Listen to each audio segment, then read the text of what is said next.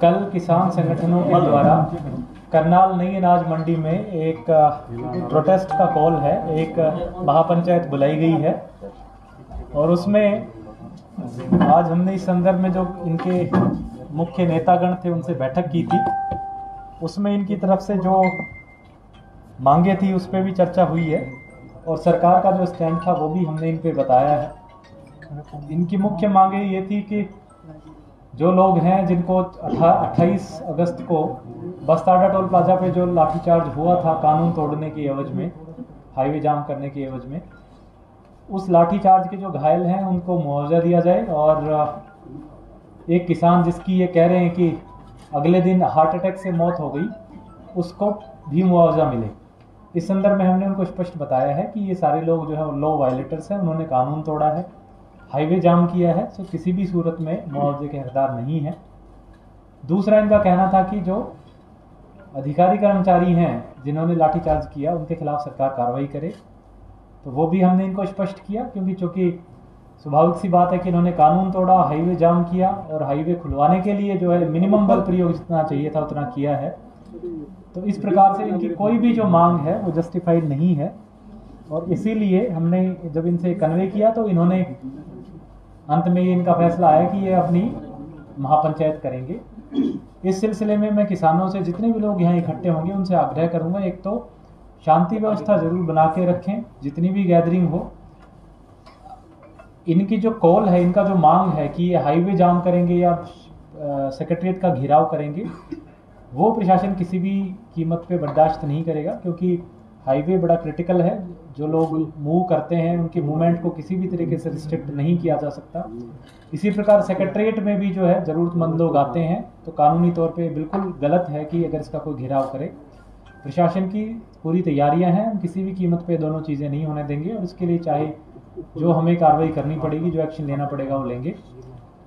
लेकिन फिर भी किसान नेताओं से हमारी बात हुई है, मैं आगे उनसे आगे भी अपील करूंगा कि बातचीत, क्योंकि जो कोई भी इनकी समस्या उसका हल बातचीत से ही निकलना है, तो प्रशासन हमेशा बातचीत के लिए तैयार है। इनकी जो भी मांगे हैं, जायज़ मांगे हैं, वो हमारे सामने रखें और मुझे नहीं लगता इसमें कोई दिक्कत है। जो भी चीज़ जायज़ है, लीगल है, हमने इनको बताया है कि वो हम इनके लिए करने को तैयार हैं। लेकिन कोई गलत या इलीगल डिमांड करके और फिर उसके बाद अगर कोई फर्दर हाईवे जाम करने की बात करे या सेक्रेटरीट को घेराव की करने की बात करे तो वो हम किसी भी कीमत पे नहीं होने देंगे। साथ में जो ट्रैवल एडवाइजरी, क्योंकि एक चांस है हाईवे को इसकी व्यवस्था बहाल करने के लिए फोर्स भी डिप्लॉयड रहेगी हाईवे पे, तो एक हमने ट्रैवल एडवाइजरी जारी की है। मैं लोगों से अपील करना चाहूँगा कि कल के दिन अगर ज़रूरी ना हो, गैर ज़रूरी कार्य के लिए जो नेशनल हाईवे 44 है उसमें विशेष रूप से करनाल की सीमा में ट्रैवल करने से बचें। और अगर फिर भी किसी को ज़रूरत पड़ती है ट्रैवल करने के लिए तो हमने एडवाइजरी में विस्तृत रूप से, आज जो कि लगभग सभी प्रिंट मीडिया के न्यूज़पेपर्स में भी छपा है, कल सोशल मीडिया पे भी हमने जारी किया था, तो हमने ऑल्टरनेटिव रूट्स प्लान करके बताए हैं। उन ऑल्टरनेटिव रूट्स को लें ताकि हाईवे पे इन केस आवाजाही किसी वजह से बाधित होती है तो लोगों को दिक्कतें ना आएँ। साथ ही मैं शहर वासियों से भी आग्रह करूँगा, करनाल के जिला के रहने वाले लोग हैं, किसी भी तरीके से किसी को भी डरने की या परेशान होने की आवश्यकता नहीं है। प्रशासन की ये पूरी तरह से मुस्तैद है और हमारी पूरा प्रयास रहेगा कि किसी भी तरह की जो कोई इलीगल घटना है उसको हम बिल्कुल नहीं होने देंगे और उसको सख्ती से नहीं। धारा 144 हमने कल के लिए लगाई है। इसमें जो भी 5 या 5 से अधिक लोग जो कानून तोड़ने की इच्छा से इकट्ठे होंगे या कोई वेपन जैसे लाठी भाला वगैरह लेकर के इकट्ठा होंगे, उनके गैदरिंग पे प्रतिबंध है और अगर इस तरीके से कोई करता है तो उसके खिलाफ बिल्कुल, चाहे लाइसेंस्ड हो या गैर लाइसेंस्ड हो, अगर 5 या 5 से ज्यादा लोग इकट्ठे होते हैं तो उनको उसको कल के लिए प्रतिबंधित है। इंटरनेट और एसएमएस सेवा बंद करने की मैसेज आ रही है। इंटरनेट सेवा हाल ही के लिए करनाल जिले में हमारा बंद करने का प्रस्ताव है। पूरे जिले में सर? पूरे जिले में, क्योंकि कई बार हमने देखा है कि जो असामाजिक तत्व हैं वो रूमर्स फैलाते हैं। रूमर्स के जरिए जो है कई बार लोगों की भावनाएं आहत होती हैं या उनको जो है अननेसेसरी मोबिलाइज करने की कोशिश की जाती है। तो वो चीज ना हो इस सिलसिले में मैसेज आ चुके हैं 12:30 से बंद होंगी, आज रात से बंद होगी, मैसेज आने शुरू हो चुके हैं कि 12:30 से कल 24 घंटे के लिए बंद रहेंगी। जी पैरामिलिट्री फोर्स बोला है सर, बिल्कुल, जो प्रशासन की पूरी तैयारी है जिसमें हमारी पुलिस है, बाहर जिलों की भी पुलिस है, पैरामिलिट्री फोर्स भी है, राइट कंट्रोल फोर्स वगैरह, जो भी हमारी तैयारी के लिए जितनी हमें पुलिस बल की आवश्यकता है वो संपूर्ण। जिला सचिवालय के आसपास बैंक हैं, प्राइवेट ऑफिस हैं, उनके लिए क्या निर्देश है? क्योंकि सभी लोगों के फोन आ रहे हैं कि प्राइवेट ऑफिस सभी एससीओ में बंद रखें। घर भी है सर मॉडल टाउन। देखिए, किसी को भी परेशान होने की आवश्यकता नहीं है। जैसे मैंने कहा, नेशनल हाईवे भी चालू रखा जाएगा और सेक्रेटरीट की का जो कार्य है वो भी चालू रखा जाएगा। किसी को भी हम कानून अपने हाथ में लेने की इजाजत नहीं देंगे। अगर कोई कोशिश करता है तो उसको सख्ती से। आप कुछ एक बार एसपी साहब एक बार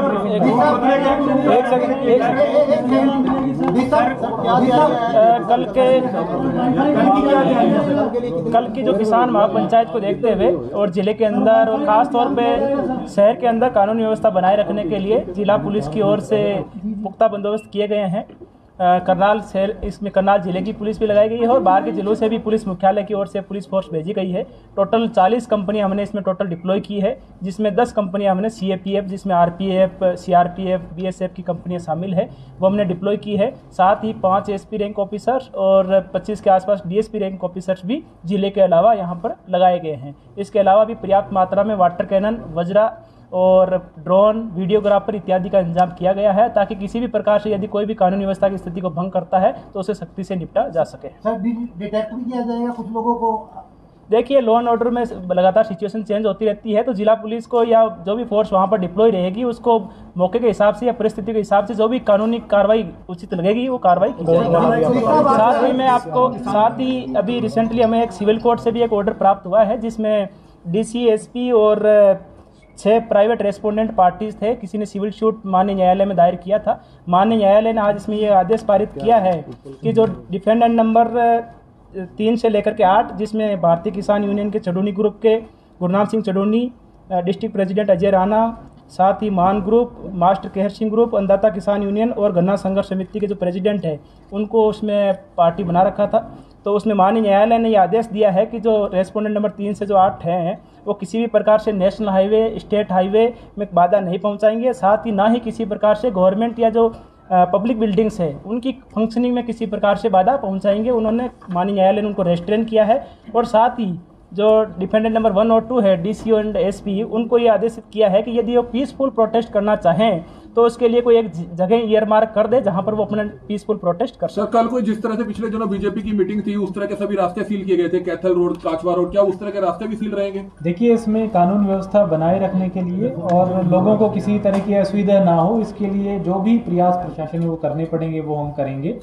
साथ ही जैसे अभी एसपी साहब ने बताया कि न्यायालय से भी एक आदेश आया है जिसमें ये कहा गया है कि अगर प्रोटेस्टर्स को धरना साइट की कोई आवश्यकता है तो वो अपनी रिक्वेस्ट कर सकते हैं और प्रशासन उनको पीसफुल धरने के लिए जगह दे सकता है। के लिए अप्लाई किया सर? इस तरह की अभी तक बात सामने नहीं आई है। अगर उनकी तरफ से कोई बात आती है तो न्यायालय के आदेश अनुसार किसान नेता के साथ मैं मीडिया साथियों से भी आग्रह करूंगा, क्योंकि लॉ एंड ऑर्डर की सिचुएशन है, व्यवस्था है और काफ़ी डेलिकेट सिचुएशंस होती हैं। ऐसे में जिम्मेदारी पूर्वक रिपोर्टिंग मीडिया के तरफ से हो, चाहे वो प्रिंट मीडिया हो, इलेक्ट्रॉनिक मीडिया हो, सोशल मीडिया हो, क्योंकि ये जो मामले इतने डेलिकेट होते हैं कि एक भी फॉल्स न्यूज़ या रूमर्स जो है वो सारी सिचुएशन को ख़राब कर सकते हैं। इसलिए मीडिया के आज करनाल के सभी रेस्पॉन्सिबल साथी यहाँ पे आए हुए हैं। मेरा आप सबसे आग्रह रहेगा कि कोई भी रूमर्स ना चलाएं और लाइव कवरेज के चक्कर में कई बार हम जो है इस तरह की इन्फॉर्मेशन लोगों में देते हैं जिससे लोगों की भावनाएं आहत हो सकती हैं। तो वेरीफाई करने के बाद ही, प्रशासन से वेरीफाई करने के बाद ही, या जिस भी सोर्स से जिसको जो आपको ठीक लगे उससे वेरीफाई करने के बाद ही सूचनाएं चलाएं, ताकि लोग आवेश में आकर के लॉ एंड ऑर्डर तोड़ने संबंधी कोई कदम ना हो। जिला सचिवालय के आसपास जो प्राइवेट ऑफिस है उसमें काफी लड़कियां भी आती हैं, लड़के भी आते हैं, तो इतना सब रश हो जाएगा तो उन्हें दिक्कत आ सकती है आने जाने में। तो देखिए, मैं रिक्वेस्ट करूंगा, जरूरत ना हो तो ना ही खोलें। बिल्कुल, जितने भी ग्रुप्स हैं, चाहे वो कमर्शियल ग्रुप्स हैं, इंस्टीट्यूशंस हैं जो सेक्रेटरीट के आसपास के हों, अगर आपको बहुत आवश्यक ना हो तो आप कल के लिए बंद रख सकते हैं, क्योंकि उसमें आपके एम्प्लॉयज़ को कहीं ना कहीं इनकन्वीनियंस हो सकती है। लेकिन मैं स्पष्ट कर दूं कि किसी भी तरीके से प्रशासन की पूरा प्रयास है कि किसी भी तरीके से लोगों को किसी तरीके से लेकिन परेशान। जो लोग कैथल से काचवा रोड से आएंगे मतलब वहाँ पर डंपर्स रहेंगे, बंद रहेंगे रास्ते। सबकी मूवमेंट चालू रहेगी, सबकी मूवमेंट्स चालू रहेगी, सारे स्कूल्स खुले रहेंगे। इस प्रकार का कोई भी जो है आदेश या किसी डायरेक्शंस प्रशासन के द्वारा नहीं दी गई हैं। अगर समय रहते आगे कुछ इस तरह की डायरेक्शंस आती हैं तो हम जो हमारा पब्लिक रिलेशंस डिपार्टमेंट है उसके थ्रू समुचित रूप से प्रेस नोट सभी मीडिया के साथियों को दिलवाएंगे। और प्रशासन के जो सोशल मीडिया साइट्स और जो ट्विटर और फेसबुक अकाउंट्स है वहाँ पे भी किसानों की मांगों में से एक मांग मांगनी गई है उनकी पत्नी को नौकरी देने की। प्रशासन से मीटिंग के बाद गुरनाम सिंह चडूनी ने बोला है कि अगर उनको आगे नहीं आने दिया गया तो वो बैरिकेडिंग तोड़ के आगे आएंगे। कोई भी कानून तोड़ेगा तो उस पे उसको कानून को तोड़ने वाले को सख्ती से नोटिस। सर रूट डाइवर्ट किए गए हैं, जो इमरजेंसी व्हीकल है, एम्बुलेंसेज है, उनको डाइवर्जन रूट से भेजा जाएगा या उनके लिए खुले रहेंगे सर रूट? जो इमरजेंसी व्हीकल्स हैं वो अगर सीधे रास्ते से आना चाहते हैं बिल्कुल आएं। जैसा हमने कहा, हम हाईवे की कार्रवाई किसी भी कीमत पे नहीं रोकने देंगे। फिर भी 1% चांसेस हैं कुछ समय के लिए अगर पुलिस फोर्स और प्रदर्शनकारियों में झड़प होती है तो हो सकता है हाईवे कुछ समय के लिए बंद रहे। इसलिए एडवाइजरी के तौर पे हमने रूट डाइवर्जेंस की ड्यूटीज लगाई। सर जिस किसान की मौत हुई है उनकी पत्नी को नौकरी देने की बात कही है।